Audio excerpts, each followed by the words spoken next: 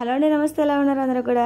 మొన్న భగవద్గీత నేర్పించిన మేడం గారి ఇంటికి అయితే పారాయణకి అయితే వెళ్ళామండి. అయితే ఆ మేడం గారు భజగోవిందంకి మీనింగ్ ఏంటో చెప్పారు. స్టార్ట్ అవుద్దని అందరు భజగోవిందం అని వేస్తారు. భజగోవిందం ఏంటి, భజగోవిందం చదువుదామంటారు.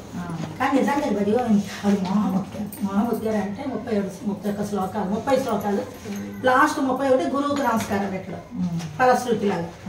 ఎందుకు ఆ పేరు వచ్చిందని ప్రతి ఒక్కళ్ళు మోహంలో.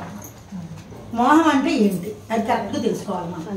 మోహం అంటే ఏది కరెక్టో అది కరెక్ట్ కాదనుకుంటాం మనం.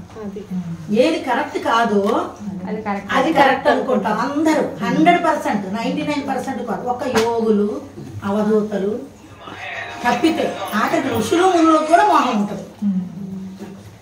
ఋషులు మునులకు కూడా మోహం కప్పించి విశ్వామిత్రుడు రాజు క్షత్రియుల కులంలో పుట్టి రాజు అయ్యి తపస్సు చేసి రాజేష్ అయ్యాడు.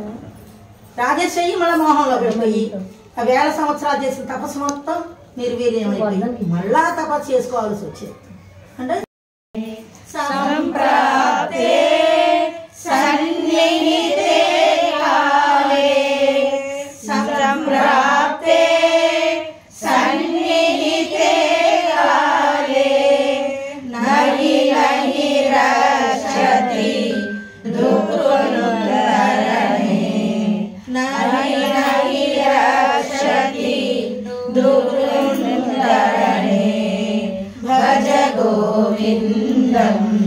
భజ గోవిందం